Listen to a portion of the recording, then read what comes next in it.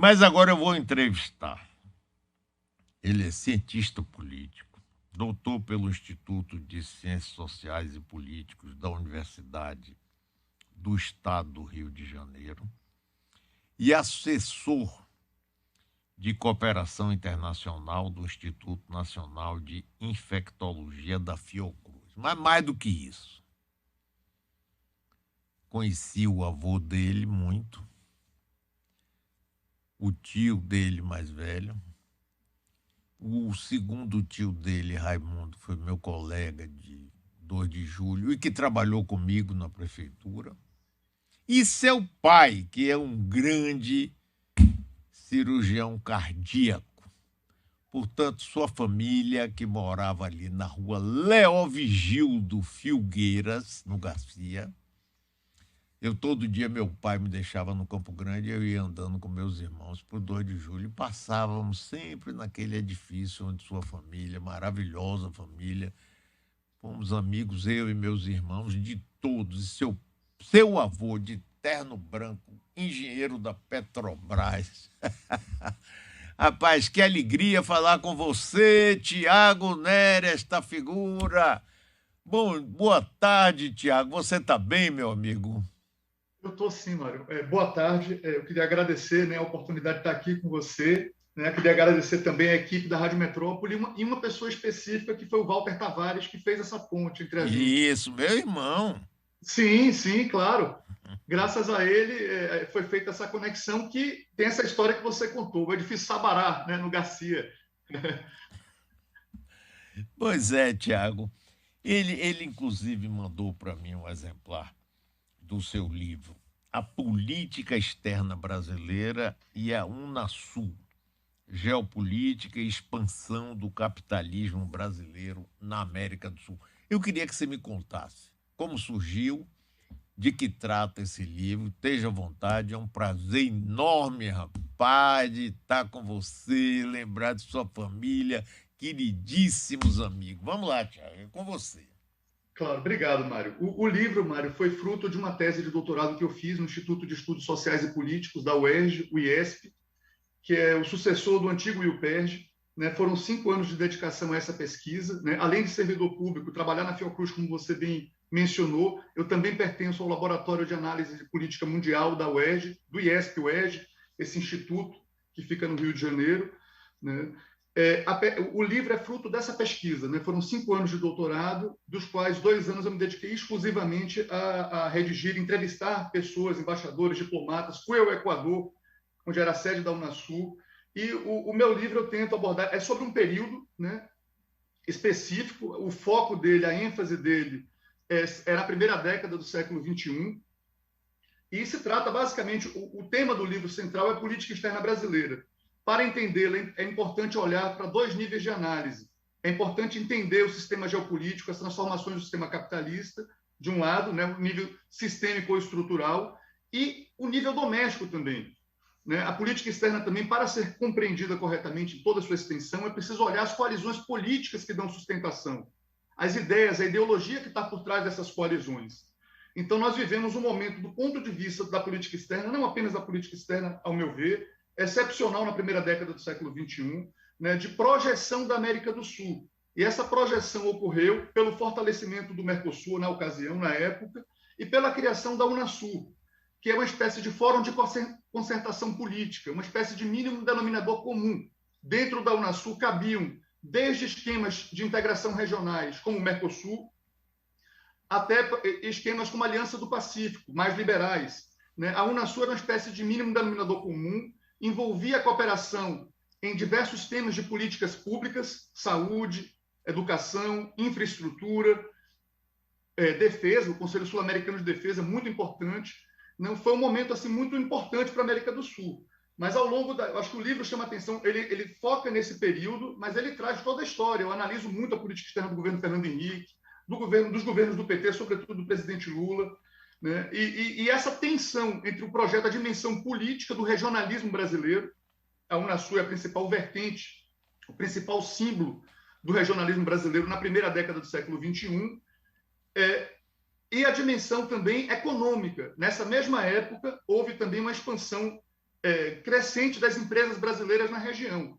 Né? E o que eu descobri na região é que essa expansão econômica das empresas brasileiras na época, não apenas, mas sobretudo as empresas de engenharia, né, de construção, eram muito bem-vindas nos países da região. Né? Às vezes havia conflitos, mas conversando com diplomatas equatorianos, por exemplo, quando estive em Quito, né, eles preferiam comprar aviões da Embraer do que da Dassault francesa ou da Boeing norte-americana. Né? Agora havia conflitos, sobretudo quando envolvia recursos naturais. Houve conflitos com essas empresas, com o governo do Rafael Correa no Equador. Não estava isento de conflitos, né? Então eu trabalho, né, eu investiguei no livro essa tensão. E o movimento inverso acontece também. Eu descobri isso também fazendo a pesquisa. Investimentos latino-americanos no Brasil. Né? As duas principais holdings da aviação, né, os dois principais grupos da aviação comercial brasileira, um deles era a Avianca, que já não está mais no Brasil, mas continua na Colômbia, e o outro é a LAN chilena, que se comprou a TAM. A capital, a base hoje da Latam não é São Paulo, é Santiago. A Seconsud, que comprou a Perini aqui na Bahia, para a gente dar um exemplo. Então, o investimento, o oposto também acontece. Né?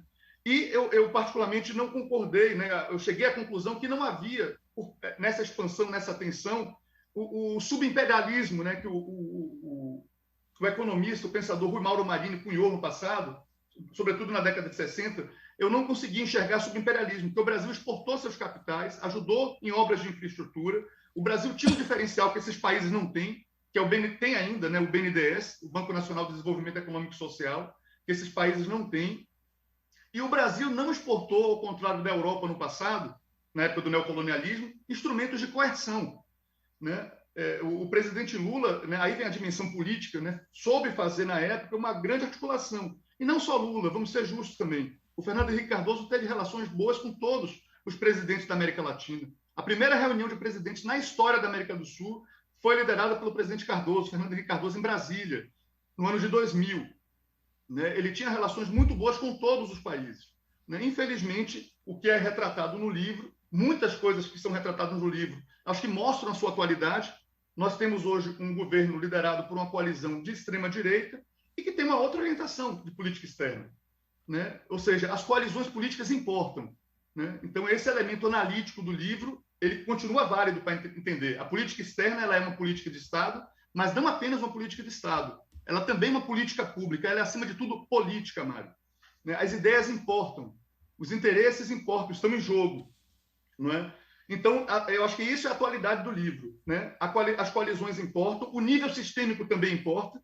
Né? Estou falando do passado, também houve uma situação no passado que permitiu. Nós estamos na região de hegemonia norte-americana, principal potência do mundo. E essa potência estava muito envolvida no Iraque e no Afeganistão na primeira década do século XXI, o que abriu espaços de oportunidade que foram explorados também pelos governos do PT, sobretudo do presidente Lula. Então, houve uma mudança na conjuntura internacional, uma mudança na coalizão, no bloco de poder no Brasil, interno.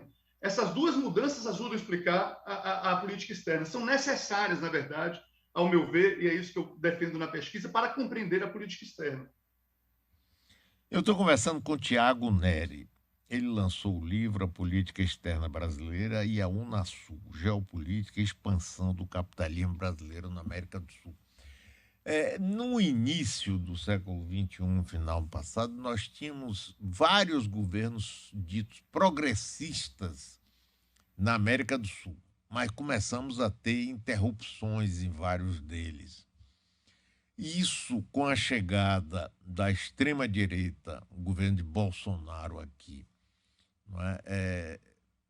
Quebra completamente esse espírito da unidade que levou a Unasul e a oportunidade. Eu acho fantástico isso que você levanta aí, enquanto os Estados Unidos está preocupado lá com o Afeganistão e outros. Se houvesse continuidade nessa união na América do Sul, a gente poderia estar avançado muito mais. Agora, dado o momento que a gente está vivendo, Tiago, você acha que essa coisa pode voltar a ter alguma significação do ponto de vista econômico e da política de relações externas do Brasil? Mário, eu acho que sim. Eu até gostaria de destacar que o momento do Brasil realmente houve, a partir de 2009, com a derrubada do Zelaya em Honduras, o controverso impeachment do Fernando Lugo no Paraguai em 2012, e o nosso controverso impeachment, que muitos autores classificam como um golpe parlamentar, em 2016, da presidenta Dilma, né, houve um deslocamento para a direita do continente como um todo, da América Latina como um todo. No plano sistêmico, Mário, isso coincide com o acirramento da rivalidade entre a China e os Estados Unidos. Né? Os Estados Unidos vão, aos poucos, e agora, né, há um pouco mais de um mês, terminaram de se retirar do Afeganistão, um pouco mais tempo se retiraram do Iraque, e voltam a ter um olhar maior sobre a sua área de influência imediata. Não é à toa que há já evidências aparecendo que o próprio processo da Dilma, desde as escutas feitas pela Agência Nacional de Segurança, né, que o Edward Snowden denunciou, até as cooperações muito próximas entre o Departamento de Justiça, não apenas o Departamento de Estado que cuida da política internacional, mas o Departamento de Justiça com alguns poderes do Brasil, mais especificamente o Ministério Público Federal, né, levaram, né, a mudanças na correlação de forças internas, não só internas no Brasil, como na região. Mas esse deslocamento à direita que aconteceu, ao meu ver, ele é muito mais emblemático no Brasil. Né? Aí eu vou dar alguns pequenos exemplos. Né? A gente está vivendo um momento extraordinário no Chile, que é a Assembleia Constituinte. Né? O Chile está mudando a Constituição que foi herdada por Augusto Pinochet, foi elaborada em 1980, em plena ditadura essa que durou de 73 a 1990. Né? Os chilenos estão revendo agora. Há muitos protestos também em países conservadores aqui da nossa região, como Paraguai e Colômbia.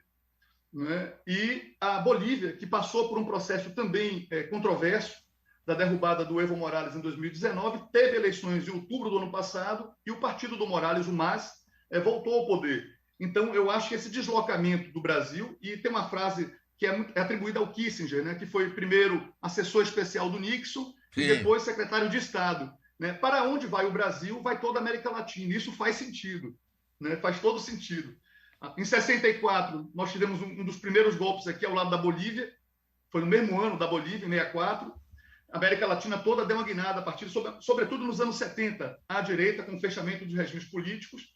E a partir da eleição de Lula em 2002, houve essa onda rosa, essa ascensão, né, dos governos, dos ditos governos progressistas na América do Sul. Então, eu acho, respondendo a tua pergunta, eu acho que temos espaço, sim, a depender da mudança das coalizões aqui internas, de ter um olhar para o nosso entorno. Né? O Brasil não se insere no mundo, nenhum país pode se inserir, ainda mais um país das dimensões do Brasil, sem ter uma relação próxima com seu entorno estratégico. E a América do Sul é o entorno estratégico do Brasil, né?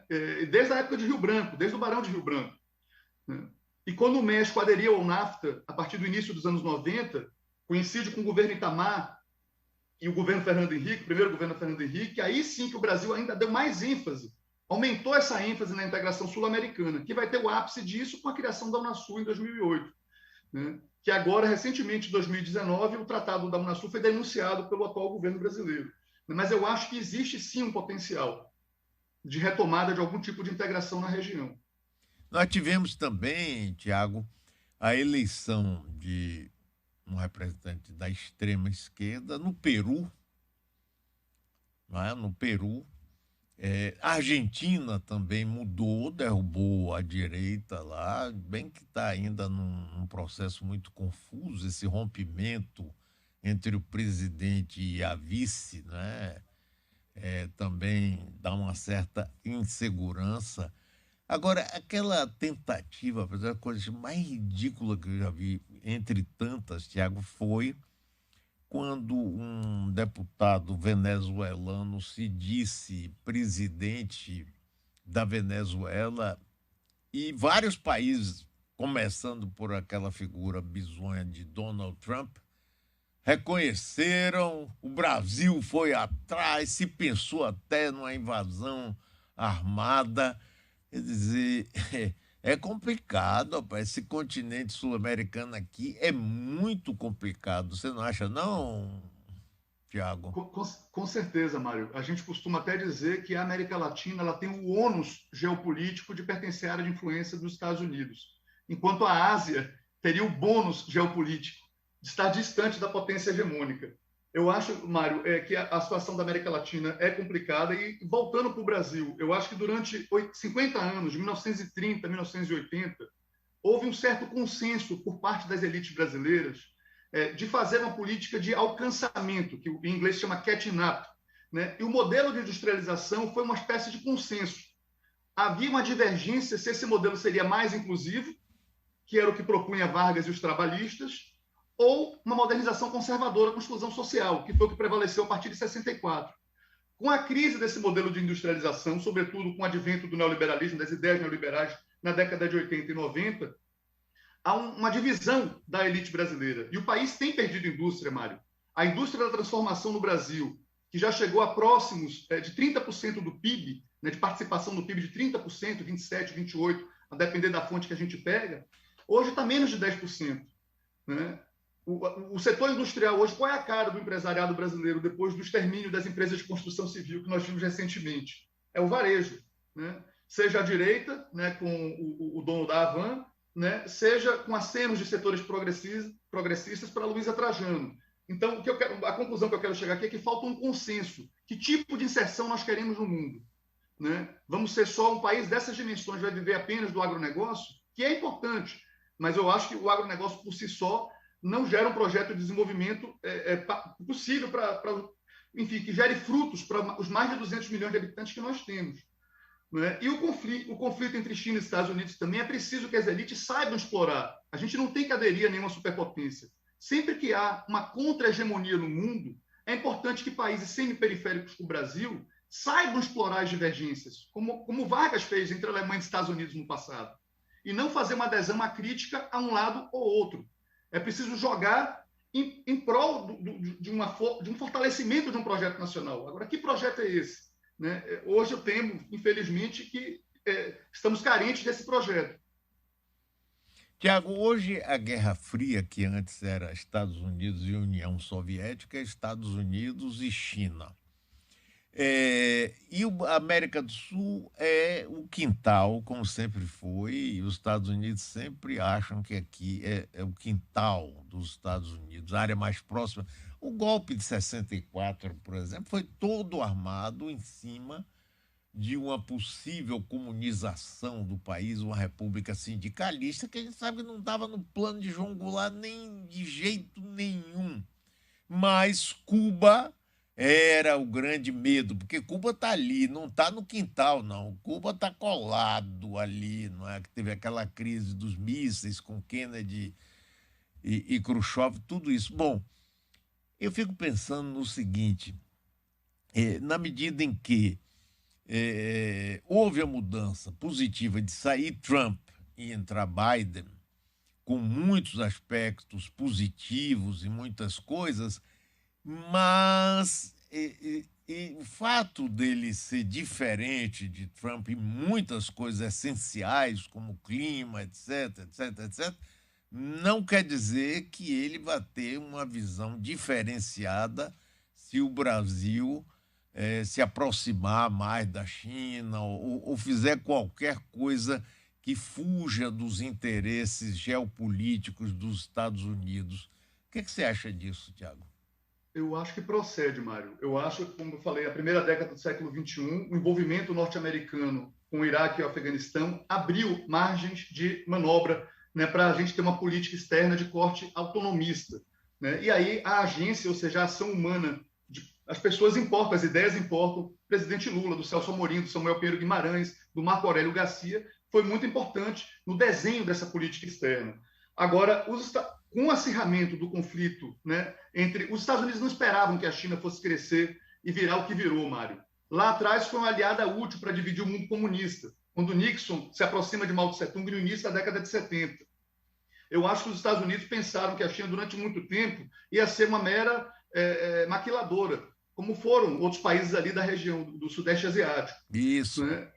E eu acho que a China está mostrando que ela é uma potência, né? E os Estados Unidos estão vendo o avanço chinês, dos investimentos chineses na África, na Ásia, no entorno asiático também, que é o entorno chinês. Né? Tem a disputa do Mar do Sul da China, a disputa sobre Taiwan, né? Que a China não reconhece Taiwan, os Estados Unidos são aliados estratégicos de Taiwan. E eu acho que os Estados Unidos, independentemente do governo, estão fechando mais o cerco aqui na América Latina. Né? A maior parte dos países da América Latina tem a China como principal parceiro econômico, comercial. Né? Poucos, um ou outro, acho que não tem, a maior parte tem a China como parceiro. E os Estados Unidos estão vendo, inclusive, projetos chineses como a Rota da Seda, né? A nova Rota da Seda, né? One Belt, One Road, né? Um cinturão, uma rota, em português, né? Que são investimentos maciços de infraestrutura acontecendo no continente africano, acontecendo na Europa, que é a área de influência americana também, a Europa Ocidental, na Itália, né? E não só a China. A divisão que os Estados Unidos fez no passado, no mundo comunista, foi refeito agora, com a aliança entre Xi Jinping e Putin. Então, tem uma mudança geopolítica, geoestratégica no mundo, que é desfavorável aos Estados Unidos, mas eu vejo que os Estados Unidos, independentemente do partido no poder, estão fechando um pouco o cerco na América Latina. Então, explorar essas divergências geopolíticas vai ser mais difícil para qualquer governo brasileiro, independentemente da orientação ideológica. Né? Eu acho que a conjuntura internacional sistêmica mudou, não é mais a mesma da primeira década do século XXI.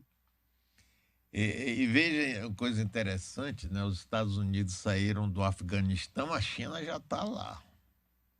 Estamos aqui, temos muito que conversar.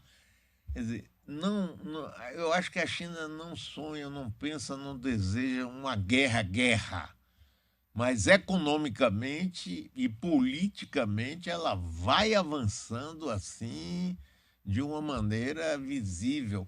E o Brasil, o que às vezes me dá uma certa agonia é que você tem um governo que, como o governo do presidente Bolsonaro, que ora sim e ora também agride a China. E, no entanto, é o maior fornecedor de alimentos para a China. Então, a China guarda o território, guarda a sua potência própria para produzir para o mundo. E o Brasil manda, não é, in natura aquilo, quer dizer, nós alimentamos os porcos da China e não agregamos nenhum valor nisso. E olha aqui, tal, você tem hoje uma elite do agronegócio, que é inclusive extremamente conservadora e de ultradireita, e que interessa a ela o lucro. Então vamos desmatar a Amazônia? Vamos, precisamos de mais área para produzir mais soja, mais carne para poder exportar para a China. Isso é terrível, não é não, Tiago? Com certeza, Mário. Analisando, você fazendo um comparativo entre a inserção da Ásia, que também é periferia do sistema econômico, né, historicamente, e a América Latina, são inserções completamente diferentes. Infelizmente, a América Latina adotou com a China a chamada relação centro-periferia. Né? A gente, basicamente, o nosso comércio todo, como você bem falou, é de commodities, né? Produtos, enfim, soja, minério de ferro, que nós compramos muitas vezes da própria China já processados. Eu acho que é uma vergonha o Brasil adotar esse tipo de modelo. Agora, a China não está impondo isso. Eu acho que a China aceitaria se um governo brasileiro com um projeto próprio, se houvesse coesão mínima entre as elites brasileiras, se houvesse um projeto mínimo, né, daria para a gente botar condicionalidades de investimento, transferência de tecnologia por parte dos chineses, como a Suécia aceitou no caso dos caças Gripen, né, que foi feita uma pesquisa na época do governo do presidente Lula, se seria a Dassault francesa, se seria a Boeing, a fornecedora dos caças brasileiros para a Força Aérea Brasileira, e quem ganhou foi a Saab, né, sueca, porque aceitou a transferência de tecnologia. Eu acho que o Brasil pode ter um outro tipo de relacionamento com a China, né, exigindo, Mário, transferência de tecnologia. Agora, o que eu acho, olhando aqui um pouco para a política doméstica, né, o que eu vejo como muito triste é que se tentou recentemente extirpar um polo que é legítimo em qualquer país dito civilizado, né, que é o chamado polo trabalhista, com a criminalização que você tentou fazer de um partido específico aqui no Brasil, no caso o PT. Né? Você falou do Biden, tem diferenças do Biden para o Trump? Tem. Historicamente, desde a década de 30, o Partido Democrata é o partido ligado ao mundo sindical, ao mundo do trabalho nos Estados Unidos. Né? Na Europa, você tem partidos social-democratas ou trabalhistas em toda a Europa Ocidental. Uma parte da nossa classe média elite admira muito, mas aqui se tentou criminalizar o polo trabalhista. Né? Talvez o sonho de uma parcela da elite fosse que nós tivemos uma disputa entre extrema-direita e direita, criminalizando e extirpando, reoligarquizando o sistema político brasileiro, o que não é legítimo. É legítimo que todas as forças liberais, social-democratas, enfim, ecologistas, participem. E eu acho também, Mário, que uma coisa que a gente pode explorar um ponto positivo, nós com essa biodiversidade extraordinária que nós temos aqui no Brasil, é tentar compatibilizar uma reindustrialização do país com o desenvolvimento sustentável. Eu acho que qualquer coalizão, seja de centro-direita, seja de centro-esquerda, que vá disputar as eleições no ano que vem, tem que ter isso como eixo central do país. Muito bem, Tiago Neri, cientista político, doutor pelo Instituto de Estudos Sociais e Políticos da Universidade do Rio, que lançou o livro A Política Externa Brasileira e a Unasul, Geopolítica e Expansão do Capitalismo Brasileiro na América do Sul. Olha, ótima entrevista, muitíssimo obrigado, foi ótimo te conhecer, viu? E conhecer, como eu conheço bem, suas origens, entendeu? De familiares, de pessoas todas muito queridas para mim. Muitíssimo obrigado, um grande abraço para você, Tiago. Ô, Mário, muito obrigado, eu que agradeço, viu? Muito obrigado pelo carinho por me receber aqui. Um grande abraço para você também, toda a equipe da Rádio Metrópole. Muito obrigado, Mário. Valeu.